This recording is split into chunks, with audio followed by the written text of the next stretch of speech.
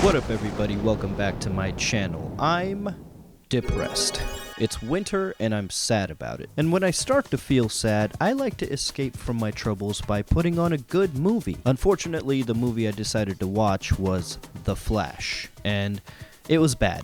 It was so incomprehensibly bad that it honestly drove me further into my depression. Before we get into how bad this movie is, I want to thank you guys for your continued support. I got a bunch of subs the other day out of nowhere. That felt really good. So let's see if we can get to 500 before 2024. So hit the like and subscribe if you haven't yet. I'm not going to do a play-by-play of the whole movie. I really don't even want to talk about the story, but really just how bad this movie is on every technical level of its execution. So I'm going to try to avoid big major spoilers, but I'm going to be kind of loose with it. So you can expect maybe some spoiler talk. So if you haven't seen the movie yet and you really want to, here's your spoiler warning, alright? I really don't even need to convince you how bad this movie is. You can really just sum it up by the very first CGI sequence in the movie. What is this? Why is this? The CGI in this movie is like if the Green Lantern movie had a baby and The Rock from the Scorpion King had a baby. And by some miracle, those two babies met and fucked. You would get the CGI in The Flash. I wish I was speaking hyperbolically here, but it really is that bad. New day, new me. Bonus footage. The Green Lantern CGI all of a sudden doesn't look that bad. Compared to the Flash movie, this all of a sudden doesn't look as bad as you remember, does it? Even the Dwayne Johnson scene. It's objectively bad, but consider how long ago this scene was made, and comparing it to some of the baby CGI models in the hospital scene, dude, it's not far off. This is how bad it's getting. This is how bad it's getting at the production level jobs where VFX artists don't have enough time, resources, or anything to do their job properly. Do you know how much this movie costs to make? $300 million. And that is just the production cost. That's not even including, according to Google, the marketing, where they might have spent an additional $150 million. So this movie potentially costs somewhere between $300 to potentially $500 million. Where did that money go? Not to the VFX artists. It's bad. The CGI is really bad, but I don't hold anybody that worked on this movie responsible for it, because you were probably abused and underpaid. Not your fault. And also, this is not, I'm not on a DC hate crusade either, okay? Because DC is actually very good at storytelling. They've made some of the best movies and TV shows in existence, especially in the animation space. I'm baffled at how this movie that has like a star-studded cast and just all of the right ingredients, even a pre-written blueprint for the movie, like how did you fuck it up this badly? I just can't believe this is the movie that Warner Brothers doubled, tripled, and quadrupled down on Ezra Miller for. The Snyderverse started out dark and gritty, which is pretty on brand for DC. Remember when Batman was straight up killing folks? It was strange, sure, but it was different, and it was exciting. Unpopular opinion, but I kind of liked the Snyderverse and the direction that it was going in. But because of the success of the MCU, everybody wants to try to emulate them in the hopes that they'll capture the same success that they had, but they won't. It never works out. Did you know there's a Mattel shared universe in the works now? Hey, cut it out. Please, cut it out. Please stop. No more shared universes. Can we just get back to making original movies? Please, for the love of Jared Leto's method acting, can we just get back to making movies? And of course, DC went the same route by hiring Joss Whedon to color and bad jokes all over the Snyderverse, and guess what? The result was a abomination. And The Flash is the last remaining bastard child of this godforsaken saga. Kill it with fire and never speak of it again. See, I think DC is best when they're just telling stories that are doing their own thing and not trying to fit into any pre-existing story or timeline. Take Joker and the Batman, for example. Yes, pre-existing characters, hugely popular franchises, of course, but these movies were standalone stories. Yes, they're getting sequels and spin-offs now because everything that succeeds at the box office, that's just what happens now. Originality is a thing of the past. But at the time, they were standalone stories and they were doing their own thing. And more importantly, you can feel the quality and the passion behind these movies. Like, these are good movies. Whereas Flash just feels like a checklist for what some asshole in a suit thinks a movie should be. Make Flash go fast. Oh yeah, Flash shiny. Oh no, it'd been 15 seconds without quip. Make Flash say joke joke. The foundational damage is about to cause the collapse of the East Wing. East Wing's fine. You hear that? That's my stomach. No. It's the collapse of the East Wing. Flash funny. This movie doesn't know what tone it wants to stick with. Is it funny? Is it serious? Is it philosophical? Of course, it's possible for a movie to be all three of these things if executed perfectly.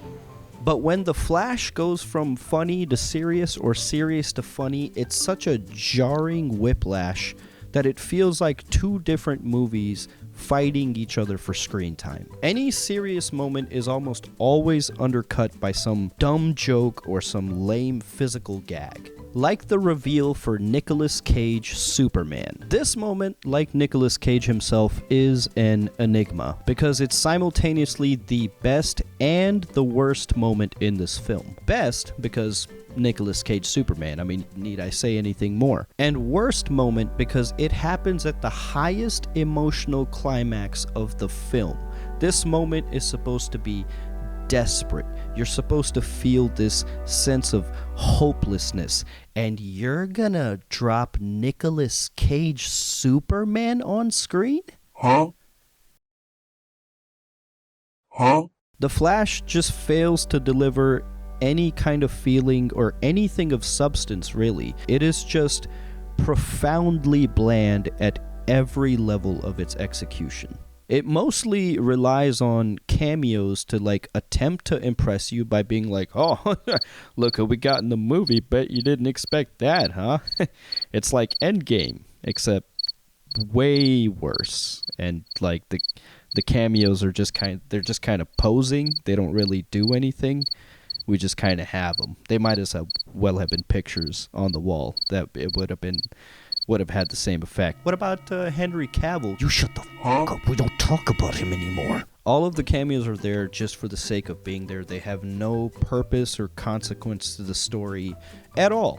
Even this scene with Gal Gadot on the bridge, it has no consequence to the story. You could cut it out of the movie entirely and it wouldn't make any difference. In fact, it would make the pacing better because it would make the movie shorter and you would have to suffer less. No one in this movie feels like they want to be there. Outside of Michael Keaton and Sasha Calle, they're the only two people actually trying. I mean, Michael Keaton, because of course it's super fun to see him don the Batman outfit again, and he's easily one of the best parts of this film. You want to get nuts? Let's get nuts. And Sasha Calle, you can tell she actually took the role seriously. She steals every scene she was in. She really brought her A game. What did you do? And I very much enjoyed those two performances. Everyone else phoned it in. Everyone else sucks, dude. Even the music feels generic. Like, it doesn't ebb and flow with the action. It just feels like a royalty-free orchestra track that they found and just overlaid it onto the movie. Like, even the music feels generic. And that sucks to say, because there's so many people that work on projects like this, but it's just like, God, effort wasted, because the end product is just a piece of shit. Huh? There is one scene I do want to pick apart before we go. It's a good one. It happens at the very beginning of the movie. And here's the setup. Batman's shenanigans have left the hospital very damaged. The base is damaged, so it's like toppling over. I mean, babies are literally falling out of the window, and the Flash has to save the day. That's a pretty tense situation and a perfect opportunity for the Flash to demonstrate why he's the Flash. But this is the breakneck speeds that we get to witness.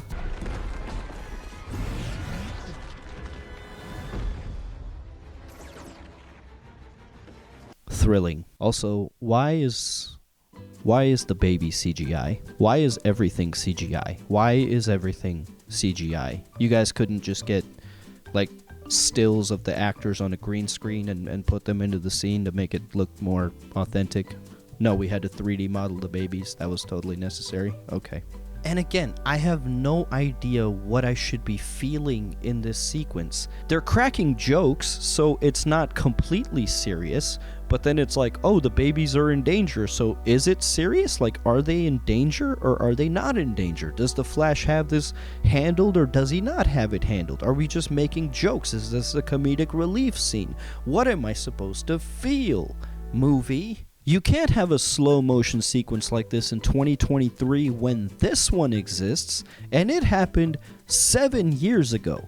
Or hell, even this one, and it happened 20 years ago. How does CGI from this brief sequence from 20 years ago look better than the entirety of the film that I've shown you so far? Because once again, the VFX artists and production level jobs are being overworked and underpaid and abused, and it's all the suits at the top that are soaking up all the profits for themselves because they think they know everything about business, but they're dumb fucking assholes because they're just interested in the quick dollar, and they're too dumb to realize that if they just took the time to make a good movie that stood the test of time, it would build a fan base and a following, and then you could milk that fan base with merchandise for life and make more money that way. But no, go ahead, Nepo baby, cook some more. Also, I know I just use Marvel examples, but let's not turn this into a DC versus Marvel thing, okay? Because guess what?